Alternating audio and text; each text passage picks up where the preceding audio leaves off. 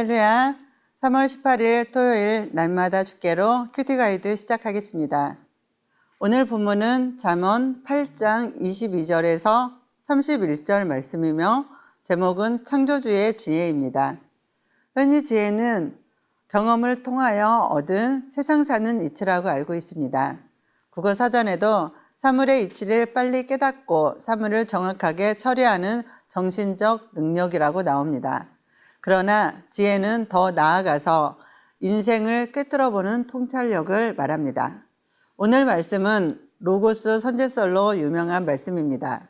지혜의 유용성에 대한 설명을 넘어서 지혜의 실체 대신 예수 그리스도와 지혜의 영이신 성령님에 대해서 말씀해 줍니다. 내용 관찰 1번입니다. 지혜는 언제부터 존재했습니까? 22절에서 23절입니다. 여호와께서 그 조화의 시작 곧 태초에 일하시기 전에 나를 가지셨으며 만세 전부터 태초부터 땅이 생기기 전부터 내가 세움을 받았나니 아멘. 지혜는 하나님이 천지를 창조하시기 전 영원의 때부터 존재했습니다. 창세기 1장을 보면 태초에 하나님이 천지를 창조하셨다고 말씀합니다. 여기서 태초는 하나님이 천지를 창조함으로써 시작된 시간의 출발점입니다. 시간이 흐르기 전의 세계를 우리는 영원이라고 말합니다. 하나님께서 천지를 창조하시기 전 영원의 때부터 지혜의 영이신 성령 하나님이 함께 계셨고 성육신 하시기 전 성자 예수님이 함께 계셨습니다. 만물이 그로 말미암아 지은 바 되었으니 지은 것이 하나도 그가 없이는 된 것이 없느니라. 요한복음 1장 3절에서도 이 사실을 확증하고 있습니다. 내용 관찰 2번입니다. 성경은 하나님의 창조를 어떻게 묘사합니까? 27절에서 29절입니다. 그가 하늘을 지으시며 궁창을 해면에 두르실 때에 내가 거기 있었고 그가 위로 구름 하늘을 견고하게 하시며 바다의 샘들을 힘있게 하시며 바다의 한계를 정하여 물이 명령을 거스르지 못하게 하시며 또 땅의 기초를 정하실 때 아멘.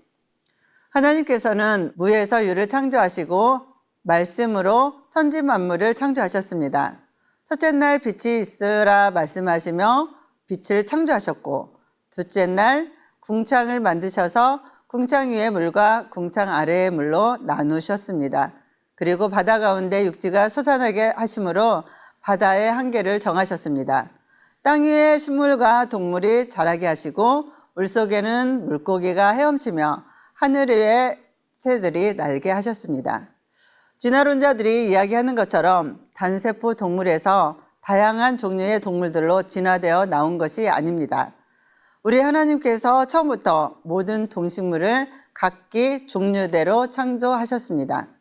원숭이에서 인간이 창조되었다면 우리는 동물원에 가서 침팬지나 원숭이에게 큰 절을 해야 할 것입니다. 그러나 인간은 진화된 것이 아니라 하나님께서 창조의 클라이막스로 만드셨습니다.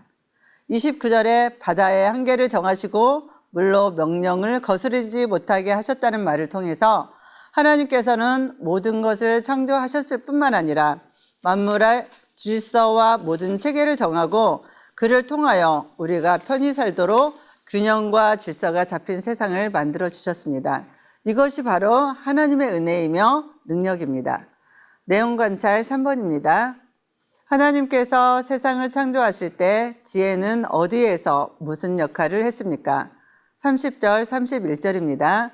내가 그 곁에 있어서 창조자가 되어 날마다 그의 기뻐하신 바가 되었으며 항상 그 앞에서 즐거워하였으며 사람이 거쳐야 할 땅에서 즐거워하며 인자들을 기뻐하였느니라. 아멘. 하나님께서 세상을 창조하실 때 지혜는 창조자 곁에 있어서 함께 창조 역사를 이루셨습니다. 천지 만물과 인간을 창조하실 때 삼위일체 하나님께서 함께 하셨는데 창세기 1장 26절에 보면 우리가 우리의 형상을 따라 우리의 모양대로 사람을 만들자라는 말씀이 나옵니다. 여기서 우리는 단수가 아니라 복수입니다. 즉 성부 하나님께서 홀로 인간을 창조하신 것이 아니라 성자 예수님, 성령 하나님, 즉 삼위일체 하나님께서 의논하셔서 인간을 창조하셨습니다. 모든 피조물 중에 가장 아름답고 가장 지혜롭고 가장 뛰어난 존재로 인간을 만드시고 난 뒤에 하나님께서는 그 지으신 모든 것을 보시고 좋았다, 심히 좋았다라고 말씀하셨습니다. 4번 연구와 묵상입니다. 창조의 위대함을 보며 하나님의 지혜가 얼마나 탁월한지 묵상해 봅시다. 하나님이 만드신 인간의 모습을 보면 너무나 아름답고 신기합니다. 간혹 어린이들은 엉뚱한 질문을 합니다. 눈썹이 왜 이마에 있어요? 코딱지는 왜 생겨요? 방귀는 왜 뽕하고 나와요? 라는 질문을 하죠. 이마에 눈썹이 아무것도 아닌 것 같지만 눈썹이 없다면 빗물이 눈으로 바로 들어가고 또 이마에 흐르는 땀도 그대로 눈으로 들어가게 됩니다. 우리가 콧물 때문에 불편할 수 있지만 콧물은 세균으로부터 우리 몸을 방어하는 일을 합니다. 맑은 콧물은 몸에 세균이 들어왔음을 알리는 경고이고 누렇고 진한 콧물은 고약한 세균에 맞서 힘겹게 싸우고 있다는 뜻이라고 합니다. 이렇듯 우리의 몸 전체가 신비에 둘러싸여 있습니다. 현대과학이 아무리 발전한다 해도 하나님이 지으신 신묘막측한 인간의 몸을 다 알아내지는 못합니다. 5번 삶의 적용입니다. 나는 세상 만물을 지으신 하나님의 지혜를 소유하여 세상의 이치를 깨달은 자로서 할 수 있는 일이 무엇인지 생각해 봅시다. 우리는 이 땅의 자연 만물의 아름다움을 보면서 천지를 창조하신 하나님께 감사하고 또 찬양하는 삶을 살아야 합니다. 시편 14편 1절에 보면 어리석은 자는 그 마음에 이르기를 하나님이 없다 하도다 라고 기록되었습니다.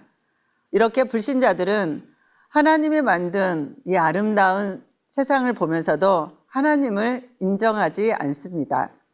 하나님이 없다 하는 사람들에게 이 아름다운 세상을 만드신 분이 하나님이심을 적극 증거하고 전도하는 삶을 살아야 합니다. 또 우리 인생을 섭리 가운데 가장 지혜롭게 인도해 가시는 하나님을 믿고 우리의 삶을 의탁하여 살아가시기를 주님의 이름으로 축복합니다.